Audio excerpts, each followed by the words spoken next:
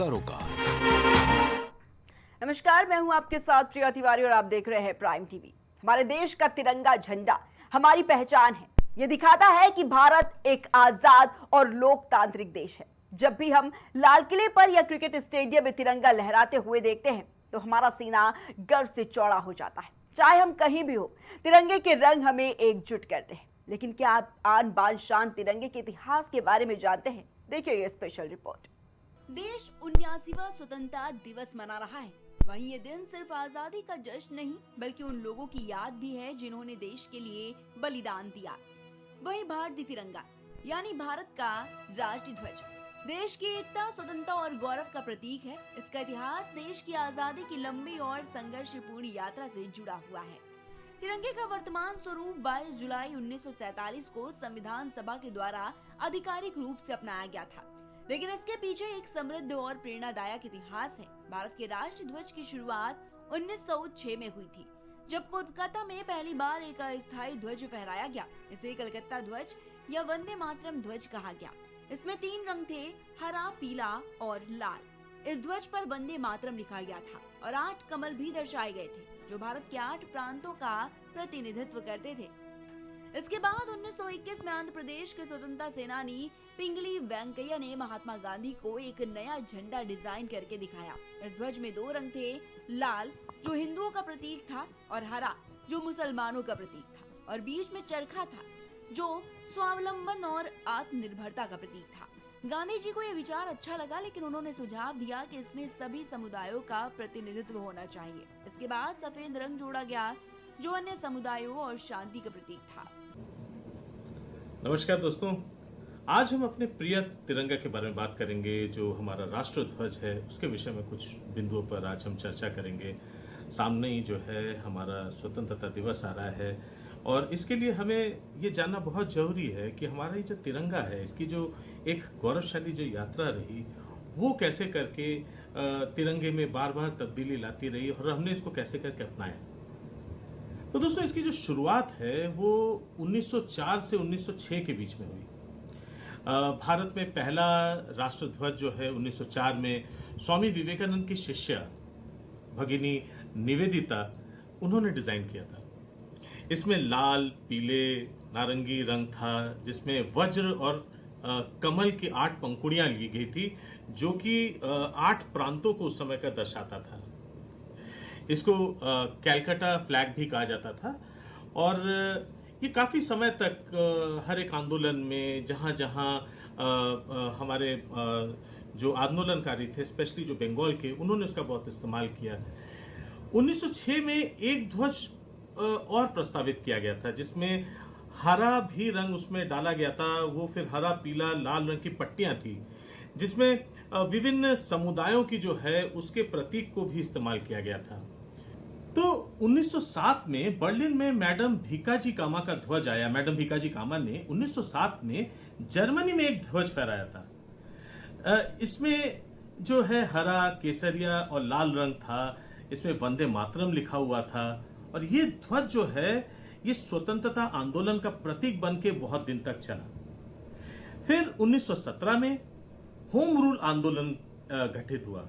ये मैडम भीकाजी कामा और बाल गंगाधर तिलक के निर्देशन में हो रहा था और उन्होंने एक ध्वज का प्रस्तावित किया था और जिसमें यूनियन जैक थे, तारे थे और उसी के साथ कुछ पट्टियां थी। ये जो था ये स्वशासन का प्रतीक था जो कि ब्रिटिश साम्राज्य को दिखाया गया था।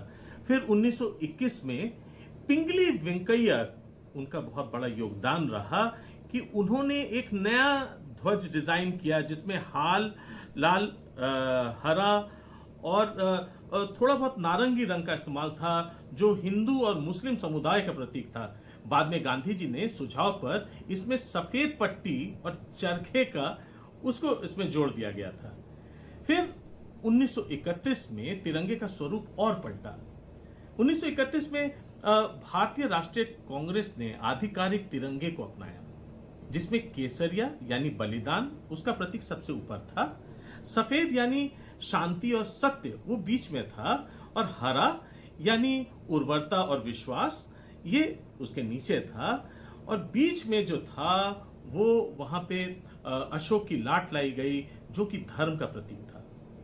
और आज हम इसी ध्वज को लंबे उस पर से देखते हैं।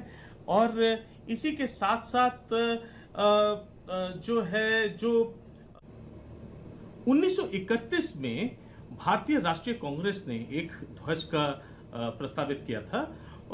उसमें जो है उसमें केसरिया रंग जो कि बलिदान का प्रतीक था वो सबसे ऊपर रखा गया था। सफेद यानी शांति और सत्य का जो रंग है उसको बीच में रखा गया था।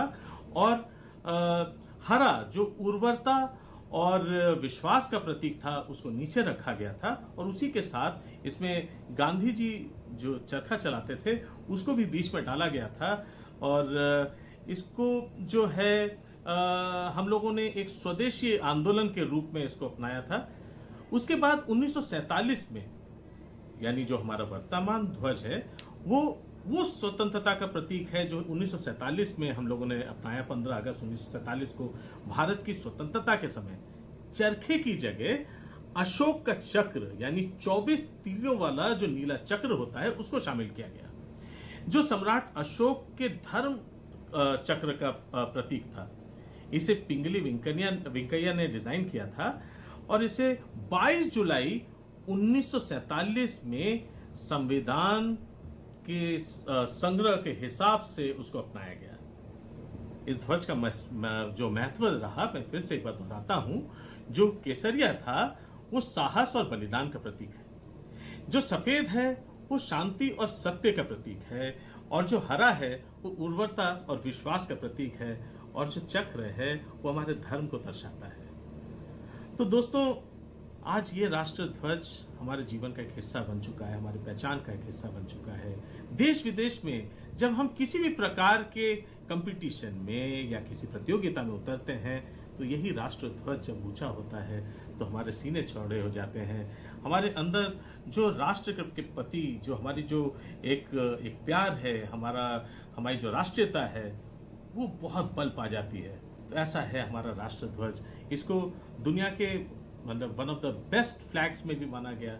और आज हम बहुत किस्मत वाले हैं दोस्तों कि एक राष्ट्र ध्वज ऐसा है जिसमें इतने सारे प्रतीक हैं, जिससे आज हम इतना प्यार करते हैं। और हम और आप चाहे किसी भी प्रकार की एफिनिटी रखें, किसी धर्म से आए, कैसे भी आए, लेकिन राष्ट्र ध्वज तो हमारा एक ही है। तो दोस्तों आइए, जब हम 15 अगस्त की तरफ बढ़ रहे हैं तो राष्ट्र ध्वज को हम और अच्छे से पहचानें और इसका आदर करें। वहीं फिर सन 1931 में एक और बदलाव हुआ। ये वर्ष बहुत ही महत्वपूर्ण माना जाता है क्योंकि इसी साल तिरंगे को पहली बार औपचारिक रूप से राष्ट्रीय ध्वज के रूप में अपनाया गया। हालांकि वो ब्रिटिश शासनकाल था। नए ध्वज में सबसे ऊपर केसरिया, बीच में सफेद और नीचे हरा रंग था। चरखा अब भी बीच में था। इस ध्वज को कांग्रेस पार्टी ने अपनाया और ये स्वतंत्रता संग्राम का प्रतीक बन गया। मौजूदा तिरंगे का स्वरूप 22 जुलाई 1947 को तय किया गया। इसमें चरखे की जगह अशोक चक्र को शामिल किया गया, जो सम्राट अशोक के धर्म चक्र से लिया गया है और ये न्याय, प्रगति और सतत गति का प्रतीक है। अशोक चक्र में 24 तीलियां होती हैं। तिरंगा हमारे देश की आन बान और शान है। सबसे पहले अगर बात करें तो सबसे पहले 1906 में तिरंगा को फहराया गया और वो कलकत्ता के पारसी चौक पर फहराया गया। लेकिन सबसे बड़ी वजह थी कि जो विदेशी सामान थे, विदेशी जो इंग्लैंड का सामान था, ब्रिटिश सामान था, उसके बहिष्कार करने के लिए 1906 में फहराया गया। उसके बाद फिर 1907 में फहराया जाता है। फिर उसके बाद अगर देखा जाए तो लगातार कई बार जो हमारा तिरंगा था उसमें कई बार चेंजेस भी आए, कभी उसके कलर को लेकर, कभी उनकी कलर की पट्टियों को लेकर। लेकिन सबसे बड़ी बात है कि 1947 में आखिरी बार उसमें परिवर्तन किया गया और उसमें 3 कलर के तिरंगे में शामिल किया गया, जिसमें सबसे पहला कलर केसरिया और बीच में सफ़ेद और नीचे हरा कलर था। लेकिन सबसे बड़ी बात है कि जो चरखा था, चरखे की जगह पर धर्म चक्र उसमें अपनाया गया और उसी को लेकर आज तक तिरंगा हमारे देश की आन बान शान बना हुआ है। झंडे के रंगों का अर्थ: केसरिया साहस और बलिदान का प्रतीक, सफेद शांति और सच्चाई का प्रतीक, हरा समृद्धि और जीवन का प्रतीक। 15 अगस्त 1947 को स्वतंत्र भारत के पहले प्रधानमंत्री पंडित जवाहरलाल नेहरू ने लाल किले से तिरंगा फहराया और स्वतंत्रता की घोषणा की। यह ऐतिहासिक क्षण इस जगह को हमेशा के लिए स्वतंत्रता दिवस से जोड़ देता है। लाल किला सिर्फ एक ऐतिहासिक स्मारक नहीं बल्कि भारत की एकता और अखंडता का प्रतीक है। इस खास रिपोर्ट में फिलहाल इतना ही। आप देखते रहिए प्राइम टीवी।